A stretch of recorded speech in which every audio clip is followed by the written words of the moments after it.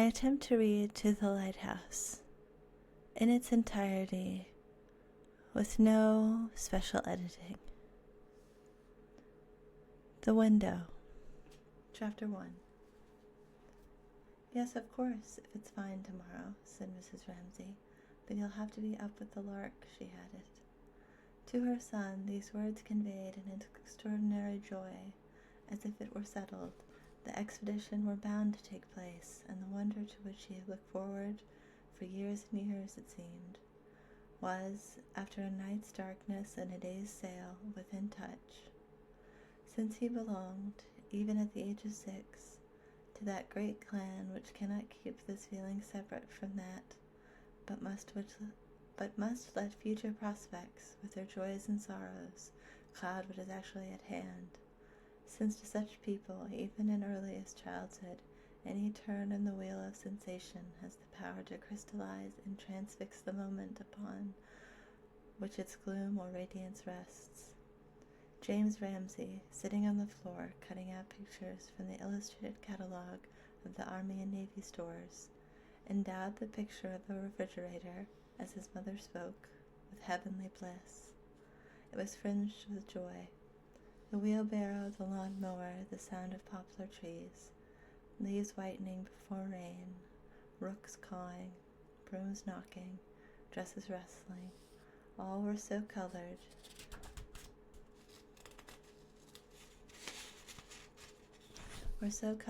and so distinguished in his mind that he had already his private code, his secret language, although he appeared the image of a stark and uncompromising severity, with his high forehead and fierce blue eyes, impeccably candid and pure, frowning slightly at the sight of the human frailty, so that his mother, watching him guide his scissors neatly round the refrigerator, imagined him all red and ermine on the bench, or directing a stern and momentous enterprise in some crisis of public affairs. "But," said his father, stopping in front of the drawing-room, "it won't be fine." Had there been any axe handy, or a poker, or any weapon that would have gashed a hole in his father's breast and killed him, there and then, James would have seized it. Such were the extremes of emotion that Mr. Ramsay excited in his children's breasts by his mere presence, standing, as now, lean as a knife, narrow as a blade of one, grinning sarcastically, not only with the pleasure of disillusioning his son and casting ridicule upon his wife, who was 10,000 times better in every way than he was, James thought, but also with some secret conceit at his own accuracy of judgment. What he said was true. It was always true. He was incapable of untruths, never tampered with a fact, never altered a disagreeable word to suit the pleasure or convenience of any mortal being, least of all of his own children, who, sprung from his loins, should be aware from childhood that life is difficult, facts uncompromising, and the passage to that fabled land where our brightest hopes are extinguished, and our frail barks founder in darkness. Here Mr. Ramsay would straighten his back and narrow his little blue eyes upon the horizon. One that needs, above all, courage, truth, and the power to endure. "But it may be fine. I expect it will be fine," said Mrs. Ramsay, making some little twist of the reddish-brown stocking she was knitting impatiently. "If she finished it tonight, if they did go to the lighthouse, after all, it will be given to the lighthouse keeper for his little boy, who is threatened with a tuberculous hip, together with a pile of old magazines and some tobacco, indeed whatever she could find lying about, not really wanted, but only littering the room, to give those poor fellows, who must be bored to death, sitting all day with nothing to do but polish the lamp and trim the wick and rake about on their scrape of garden, something to amuse them. For how would you like to be shut up for a whole month at a time, and possibly more in stormy weather, upon a rock the size of a tennis garden, she would ask, and to have no letters or newspapers, and to see nobody? If you were married, not to see your wife, not to know how your children were, if they were ill, if they had fallen down and broken their legs or arms, to see the same dreary waves breaking week and week, and then a dreadful storm coming, and then the windows covered with spray, and birds dashed against the lamp, and the whole place rocking, and not be able to put your nose out of doors for fear of being swept into the sea. How would you like that? She asked, addressing herself particularly to her daughters. So she added, rather differently, one must take them whatever comforts one can. What? This is not in text. This is a repeat on my part for further comprehension. One must take them whatever comforts one can. It's due west, said the atheist tensely, holding his bony fingers spread so that the wind blew through them, for he was sharing Mr. Ramsay's evening walk up and down the terrace. That is to say, the wind blew from the worst possible direction for landing at the lighthouse. Yes, he did say disagreeable things, Mrs. Ramsay admitted. It was odious of him to rub this in and make James still more disappointed. But at the same time, she would not let them laugh at him. The atheist, they called him, the little atheist. Rose mocked him, Prue mocked him, Andrew, Jasper, Roger mocked him, even old Badger without a tooth in his head had bid him for being, as Nancy put it, the 110th young man to chase them all the way down to the Hebrides, when it was ever so much nicer to be alone.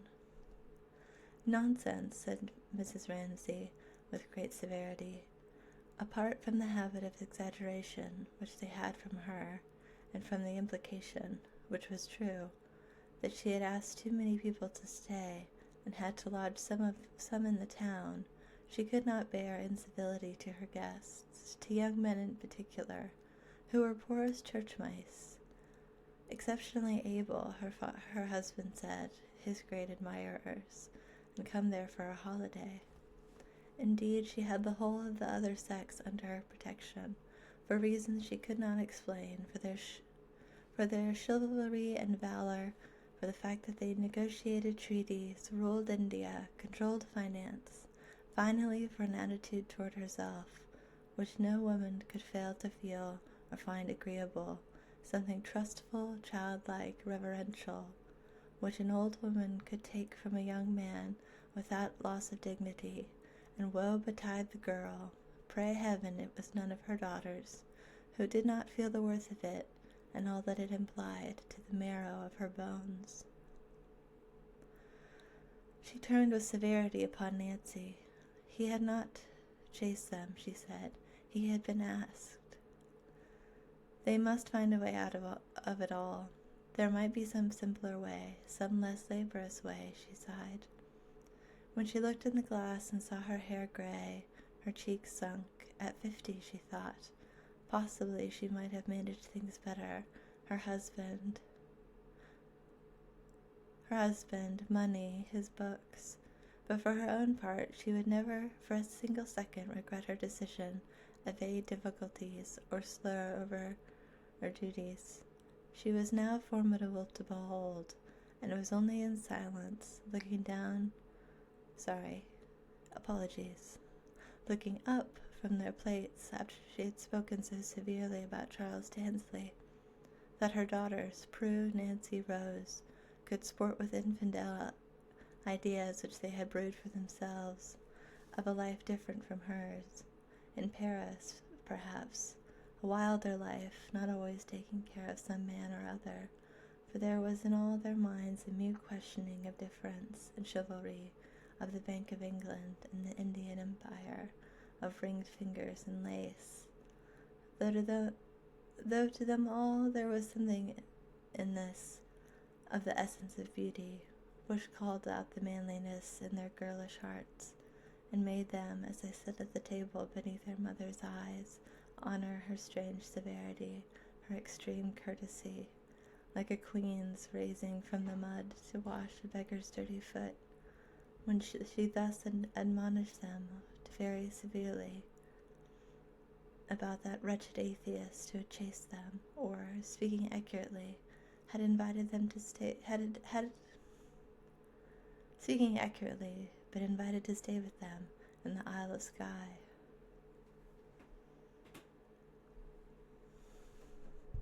"There will be no landing at the lighthouse tomorrow," said Charles Tansley, clapping his hands together as he stood at the window with her husband.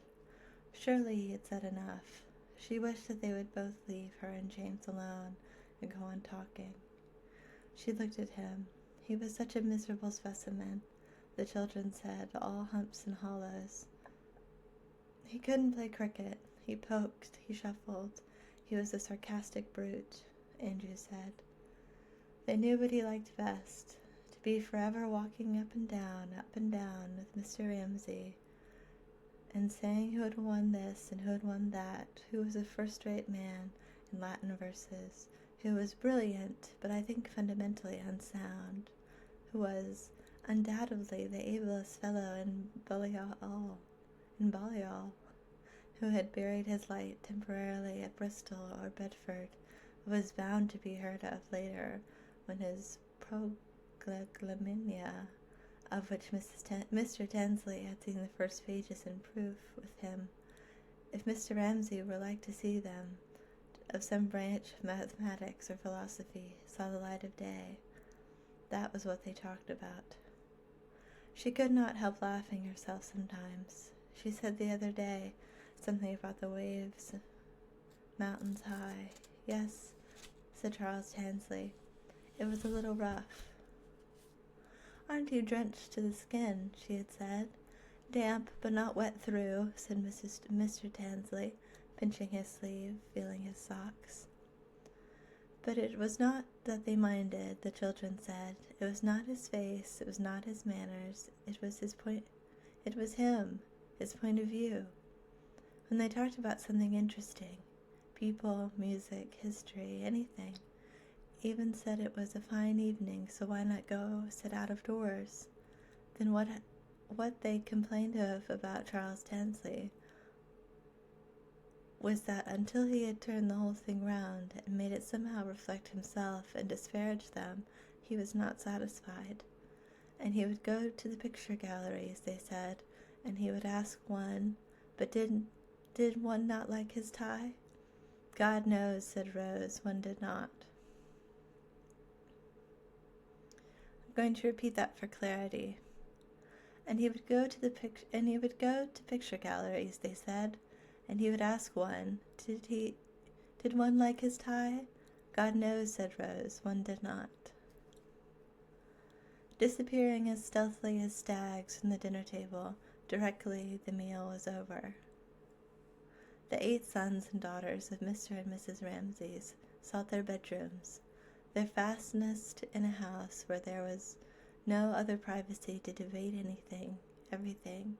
Tansley's tie, the passing of the Reform Bill, sea birds and butterflies, people, while the sun poured into those attics, which a plank alone separated from each one of them, so that each footstep could be plainly heard, and the Swiss girl sobbing for her father who was dying of cancer in a valley in the Grisons, and light-up bats, flannels, straw hats, ink pots, paint pots, beetles, and the skulls of small birds, while it drew from the long frilled strips of seaweed, pinned it to the wall, a smell of salt and weeds, which was in the towels too, gritty from sand, from bathing. Strife, divisions, differences of opinion, prejudices, twisted into the very fiber of being. Oh, that they should begin so early, Mrs. Ramsay deplored. They were so critical, her children. They talked such nonsense. She went from the dining room, holding James by the hand, since he would not go with the others. It seemed to her such nonsense, inventing differences, when people, heaven knows, were different enough without all that. The real differences, she thought, standing by the drawing-room window, are enough, quite enough.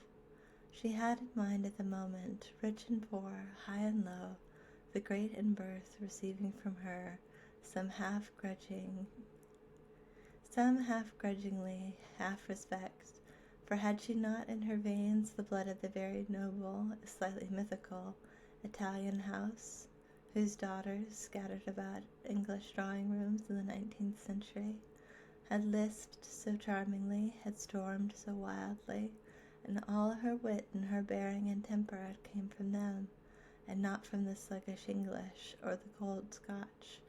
But the more profoundly she ruminated the other problem of rich and poor, and the things she saw with her own eyes weekly, daily, here or in London, when she visited this widow or that struggling wife in person, with a bag on her arm, and a notebook and a pencil with which she wrote down in columns carefully ruled for the purpose wages and spending, employment and unemployment, in the hopes that thus she would cease to be a private woman whose charity was half a sop to her own indignation, half a relief to her own curiosity, and become what her untrained mind she greatly admired, an investigator, elucidating the social problem. Insoluble questions they were, it seemed to her, standing there holding James by the hand. He had followed her into the drawing-room, that young man they laughed at. He was standing at the table, fidgeting with something, awkwardly, feeling himself out of things, as she knew without looking around. They had all gone, the other children, Minta Doyle and Paul Rayleigh, Augustus Carmichael, her husband. They had all gone. So she turned with a sigh and said, "Would it bore you to come with me, Mr. Tansley?" She had a dull errand in the town. She had a letter due to write. She would be 10 minutes, perhaps. She would put on her hat, and with her basket and her parasol, she would again, 10 minutes later, giving out a sense of being ready, or of being equipped for a jaunt, which, however, she must interrupt for a moment, as they passed the tennis lawn, to ask Mr. Carmichael, who was basking with his yellow cat's eyes ajar, so that like a cat's they seemed to reflect the branches moving or the clouds passing, but to give no inkling of any inner thought or emotion whatsoever, if he wanted anything. For they were making the great expedition, she said, laughing. They were going to town. Stamps, writing paper, tobacco, she suggested, stopping by his side. But no, he wanted nothing. His hands clasped together. His hands clasped themselves over his capacious paunch. His eyes blinked as if he would have liked to reply kindly to those blinkishments. She was seductive, but a little nervous, but could not, sunk as he was in a gray-green somnambulance, which embraced them all without needing of words, in a vast and benevolent lethargy of well-wishing. All the house, all the world, all the people in it, for he had slipped into his glass at lunch a few drops of something, which accounted, the children thought, for the vivid streak of canary yellow in his mustache and beard that were otherwise milk-white. "No, nothing," he murmured. "He should have been a great philosopher," said Mrs. Ramsay, as they made their way down the road to the fishing village, but he had made an unfortunate marriage. Holding her black parasol very erect, and moving with an indescribable air of expectation, as if she were going to meet someone round the corner, she told the story. An affair in Oxford with some girl, an early marriage, poverty, going to India, translating a little poetry, very beautifully, I believe, being willing to teach the boys Persian or Hindustani, but what really was the use of that, and then lying as they saw him on the lawn. It flattered him, snubbed as he had been. It soothed him to think. Excuse me, I'm going to restart this line. It flattered him, snubbed as he had been. It soothed him that Mrs. Ramsay should tell him all this. Charles Tansley revived, insinuating, too, as she did, the greatness of the man's intellect, even in its decay, the subjugation of all wives. Not that she blamed the girl, and the marriage had been happy enough, she believed, to their husbands' labors. She made him feel better pleased, but with himself than he had done yet, and would have liked, had they taken a cab, for example, to have paid for it. As for her little bag, might he not carry that? No, she said, she always carried that herself. She did too. Yes, he felt that in her. He felt many things, something in particular that excited him and disturbed him for reasons that he could not give. He would like her to see him, gowned and hooded, walking in a procession, a fellowship, a professorship.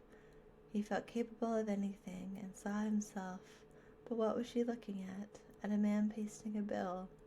A vast flapping sheet flattened itself out, and each shove of the brush revealed fresh legs, hoops, horses, glistening reds and blues, beautifully smooth, until half the wall was covered with the advertisement of a circus, 100 horsemen, 20 performing seals, lions, tigers. Craning forwards, for she was short-sighted, she read it out. "Will visit this town," she read.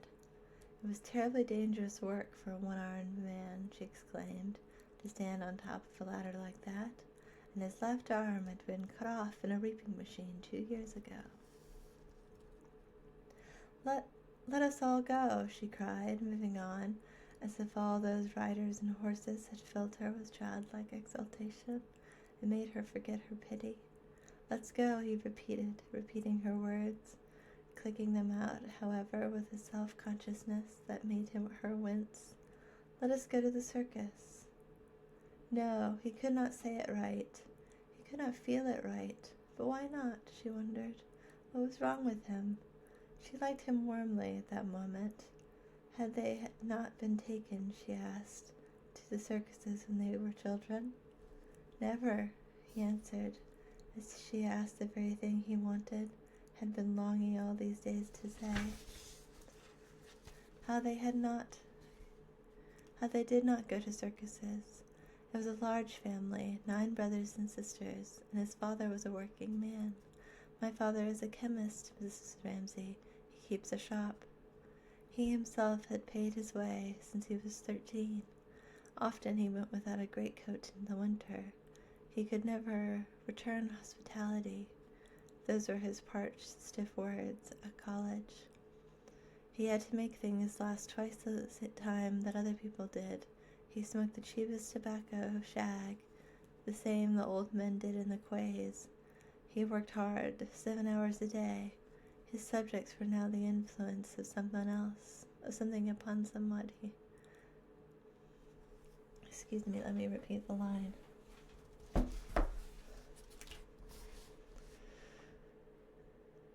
He worked hard, 7 hours a day.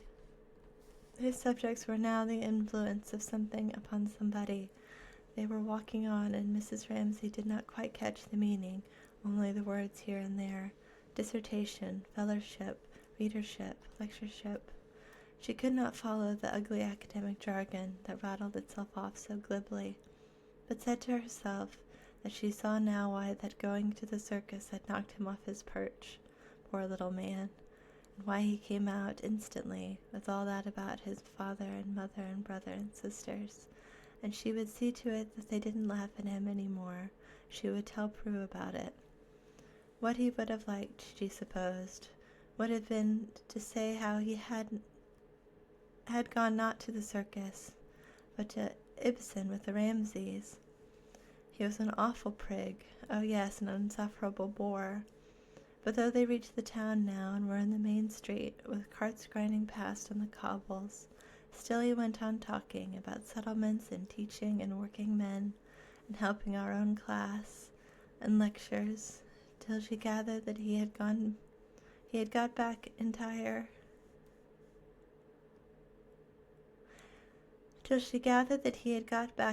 self-confidence, and had recovered from the circus, and was about, and now again she liked him warmly, to tell her. But here, the houses falling away on both sides, they came out on the quay, and the whole bay spread before them, and Mrs. Ramsay could not help exclaiming, "Oh, how beautiful!" For the great plateful of blue water was before her, the hoary lighthouse, distant astern in the midst, and on the right, as far as the eye could see, fading and falling, and soft low pleats. The green sand dunes with the wild flowing grasses on them, which always seemed to be running away from some moon country uninhabited of men. There was the view, she said, stopping, growing grayer-eyed, that her husband loved. She paused a moment, but now, she said, artists had come here. There indeed, only a few paces off, stood one of them, in a Panama hat and yellow boots, seriously, softly, absorbedly, for all he was watched by 10 little boys with an air of profound contentment on his round red face, gazing, and then when he had gazed, dipping, imbuing the tip of his brush in some soft mound of green or pink. Since Mr. Pochefort had been there 3 years before, all the pictures were like that, she said, green and gray, with lemon-colored sailing boats and pink women on the beach. But her grandmother's friends, she said, glancing discreetly as they passed, took the greatest pains. First they mixed their own colors, and then they ground them, and they put the damp cloths to keep them moist. So Mr. Tansley supposed she meant him to see that, oh my goodness. I will repeat the line for clarity. So Mr. Tansley supposed she meant him to see that man's picture was skimpy. Was that what one said? The colors weren't solid? Was that what one said? Under the influence of that extraordinary emotion which had been growing all the walk, had begun in the garden when he had wanted to take her bag, had increased in the town when he had wanted to tell her everything about himself. He had come to see himself and everything he had ever known gone crooked a little. It was awfully strange. There he stood in the parlor of a poky little house where she had taken him, listening for her, while she went upstairs a moment to see a woman. He heard a quick step above, heard her voice cheerful, then low, looked at the mats, tea caddies, glass shades, waited quite impatiently, looking forward to the walk home, determined to carry her bag, then heard her come out, shut a door, say they must keep the windows open and the doors shut, ask at the house for anything they wanted. She must be talking to a child.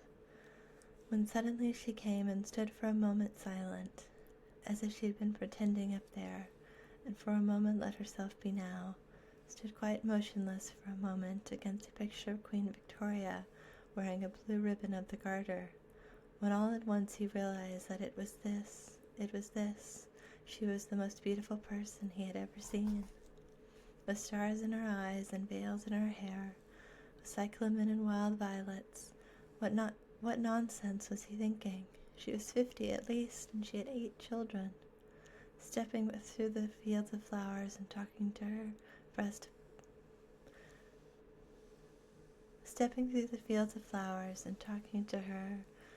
buds that had broken and lambs that had fallen, with stars in her eyes and wind in her hair, he took her bag.